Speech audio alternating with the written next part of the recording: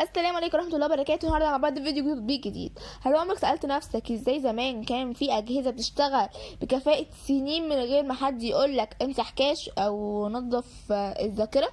طب احنا اتقدمنا ولا بقينا معتمدين زياده عن اللزوم؟ خليك معايا عشان اقولك الاجابه دي في اخر الفيديو. هتغير طريقه استخدامك للموبايل كامل. بص يا بطل، احنا في زمن السرعه. موبايلك لو بطيء تاني واحد بتحس انه خلاص انتهى. وهنا بقى بيظهر دور تطبيقات زي تطبيق تور كلين اللي بتوعدك بأداء سرعة ومساحة أكبر بضغطة زرار. بس هل فعلا الكلام ده حقيقي ولا مجرد حماس تسويقي؟ خليني أقولك بشكل واضح وحماسي، التطبيقات دي ليها فايدة حقيقية لو استخدمتها صح. واحد من التطبيقات اللي بتقدم أدوات زي إضافة كاش، حذف الملفات المؤقتة، إدارة التطبيقات، وسرعة الأداء. ودي حاجات ممكن تحسن التجربة استخدامك بنسبة كويسة لو جهازك مليان بيانات قديمة. الميزة الكبيرة هنا ان التطبيق سهل جدا، مجرد ضغطة واحدة يعمل لك سون ويبدأ يقترح عليك انه ايه اللي يمسحه من التليفون. ده بيساعدك ناس كتير جدا مش فاهمة في الإعدادات المعقدة. كمان بيوفر واجهة سريعة تخليك تتحكم في مساحة جهازك بشكل مباشر. بس استنى، هنا بقى الجزء المهم، لازم تفهم عشان ما تقعش في الفخ. اكبر غلطة ممكن تقع فيها انك تصدق ان كل حاجة لازم تنظف باستمرار، لان في الحقيقة نظام الاندرويد نفسه بيرضي الكاش بشكل ذكي.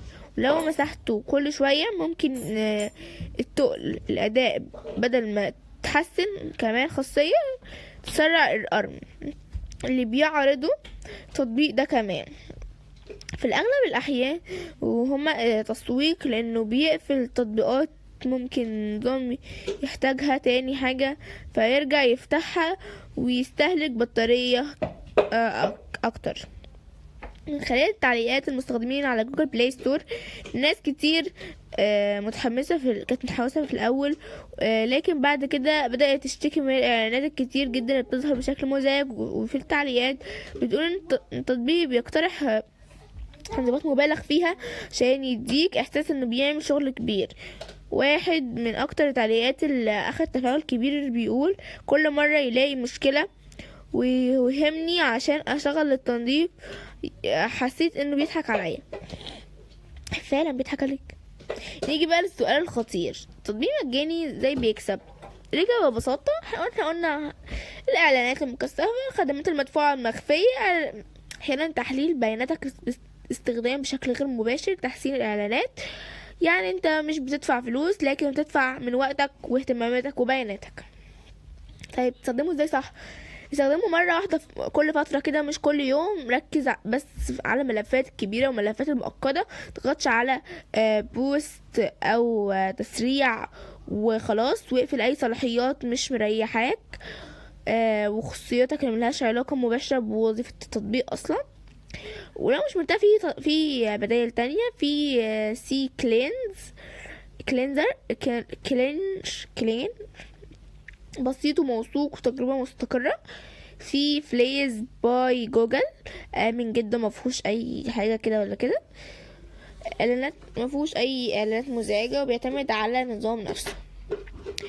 كمان في نورتين كلين، اخفاء من الاعلانات وبيقدم تجربة نظيفة. كل تطبيق ليه ميزة، بس الاهم انك تختار اللي بيديك تحكم مش اللي يسيطر عليك.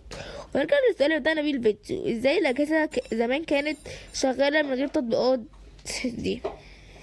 الإجابة ببساطة لأننا كان أخف وأبسط وما فيهاش استهلاك مفرط زي دلوقتي. احنا مش محتاجين تطبيق ينظف كل حاجة كل دقيقة، احنا محتاجين نستخدم الموبايل بذكاء. ولو وصلت لهنا والنقطة دي يبقى انت بقيت فاهم اللعبة. اعمل لايك واشترك في القناة عشان دايما تاخد المعلومة الصح من غير لا خد وراه، تبقى دايما سابق بخطوة. سلام يا صاحبي.